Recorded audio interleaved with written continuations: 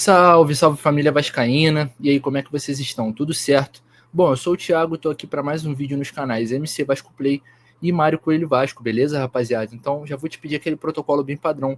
Se inscreve no canal, ativa o sininho de notificações para não perder nenhum vídeo aqui nosso, que a gente posta vídeo de manhã, de tarde, de noite. Temos live pós-jogo, live com setoristas para falar das equipes adversárias, equipes que enfrentaremos. Hoje, inclusive, teve uma com o setorista do Vitória, fazendo aquele pré-jogo bem especial que a gente sempre faz, te deixando por dentro de tudo das duas equipes, para você saber também como chegam, né, Vasco e Vitória. A gente sabe que vai ser um jogo duro, um jogo de pressão para ambos os lados, mas enfim, é isso. Então, ativa o sininho, deixa o like, obviamente, para esse vídeo aqui chegar para mais vascaínos na página inicial do YouTube. Obviamente também compartilhe esse vídeo com o seu grupo de WhatsApp de vascaínos, Telegram, que a gente sabe que você tem, e para fazer também aumentar a família Mário Coelho Vasco e MC Vasco Play. Beleza, rapaziada? Então, hoje temos dois assuntos para falar aqui, um sobre a provável escalação do Vasco, que temos duas mudanças aí, acho que podem ser vistas como urgentes, né? Provavelmente não teremos Hugo Moura, nem Matheus Carvalho no meio-campo, como foi na partida contra o Puerto Cabello contra o Palmeiras. A chance é que teremos Paulinho e Sforza, um meio-campo, como é que eu posso dizer assim, diferente, né? O Sforza era um cara que estava tendo pouquíssima sequência, na verdade, nenhuma, né? Mas tão pouco entrando no meio dos jogos, então talvez já tenha sido ali alguma coisa em relação ao Diniz, a gente não sabe muito bem, mas entende que o Sforza tem a característica do passe como uma valência forte, e o Paulinho, por mais que não seja um volante característico como passador, ele é um jogador de dinâmica, então pode ser que isso tenha influenciado também na possível escolha. Vamos ver como é que vai ser no fim do dia, e também sobre a renovação do Léo Jardim, né, gente? Temos aí informações de André Hernan e Lucas Pedrosa sobre toda a situação aí que envolve o goleiro vascaíno, e a possível ou não renovação do atleta.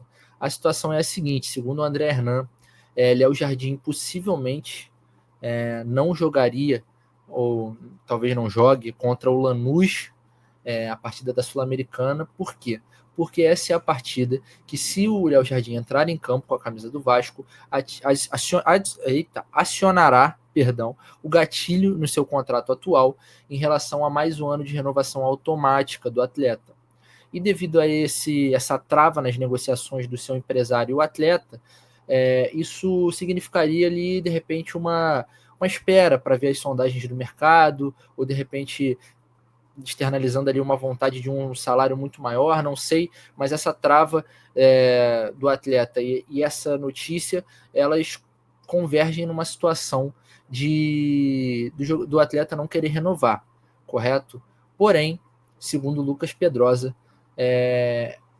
para o Vasco, né, para a diretoria do Vasco, apenas 3 cenários podem acontecer para o Léo Jardim não jogar contra o Lanús. Em caso de lesão, em caso de um fingimento de alguma lesão por parte do atleta, ou em caso do goleiro, do Léo Jardim, verbalizar, externalizar a sua vontade de sair do Vasco da Gama, de não fazer mais parte do elenco no ano seguinte. E assim, obviamente, ele ficaria no banco até a temporada que vem, até o seu contrato acabar, e assim ele pudesse negociar ou assinar um pré-contrato com outro clube.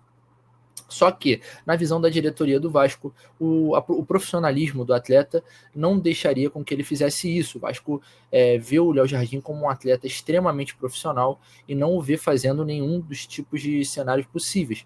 Obviamente, a questão da lesão está fora do controle dele, mas o Vasco, obviamente, não acredita que ele se lesionará, né? Então, e além disso, acredita que o jogador não cometeria nenhuma outra das duas ações.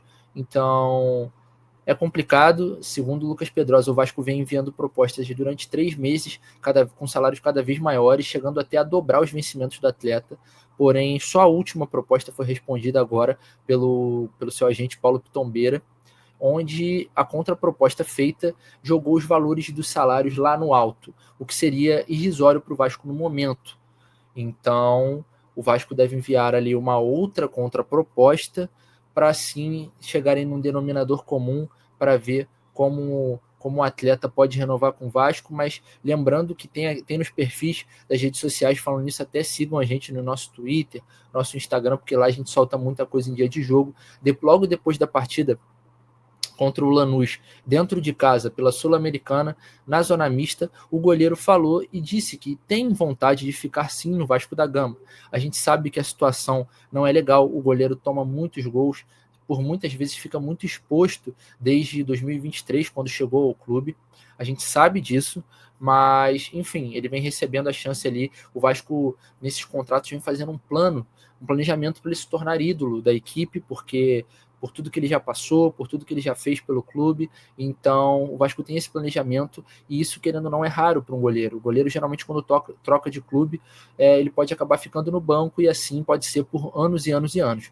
Então, como o Léo Jardim já é um jogador estabelecido hoje no Vasco da Gama, titular, muitas vezes o subcapitão, digamos assim, né? Quando o Verratti não está em campo, ele assume a braçadeira. Então, é um cara que jogou todos os jogos do ano, boa parte, jogou com 2 cartões amarelos ali da reta do meio do ano até o final do Campeonato Brasileiro de 2023. A gente sabe que cada jogo era uma final, então ele foi fundamental para o Vasco naquele ano. Enfim, o atleta disse que tem vontade de ficar no Vasco, o Vasco tem essa vontade, resta saber ali em relação a salário, como será tudo acertado direitinho, porque parece que vontade tem das duas partes, mas ainda nada foi resolvido e a ver aí como vai ser essa situação no meio de semana. Na terça-feira, o Vasco enfrentará o Lanús fora de casa, o Vasco irá até a Argentina para enfrentar o Lanús, e vamos ver aí se o Léo Jardim ficará ou não de fora da partida, porque assim que ele entrar em campo da próxima vez pelo Vasco, sem contar esse jogo contra o Vitória, o gatilho será acionado e o seu contrato automaticamente renovado por mais um ano, por mais uma temporada, rapaziada. Então, é isso. Muito obrigado por terem assistido o vídeo até aqui. Essa foi a notícia urgente que surgiu agora de última hora, digamos assim, essa possível não ida do atleta, né? Essa possível, como é que eu posso dizer, esse possível chá de banco do Léo Jardim aí, surpreendendo a todos em relação ao momento, à situação contratual do atleta. No jogo importante, o Vasco afinal tem uma final agora para jogar contra o Lanús. O Vasco precisa vencer o Lanús, precisa pelo menos de um ponto ali, para não dizer que foi trágico, para pelo menos continuar pontuando e assim continuar tendo vivas as chances de classificação para a Copa Sul-Americana, pelo menos aí para o playoff, porque por mais que seja difícil, existem algumas equipes também ainda fracas que vão passar em terceiro lugar, então nada está perdido. Vamos ver como é que vai ser. Vamos ver como é que vai ser também a chegada de Fernando Diniz, que comandará a equipe contra o Lanús. Vamos ver se ele vai ter alguma conversa com algum atleta, se de repente ele muda aí a cabeça do Léo Jardim, se é que ele está pensando isso de verdade.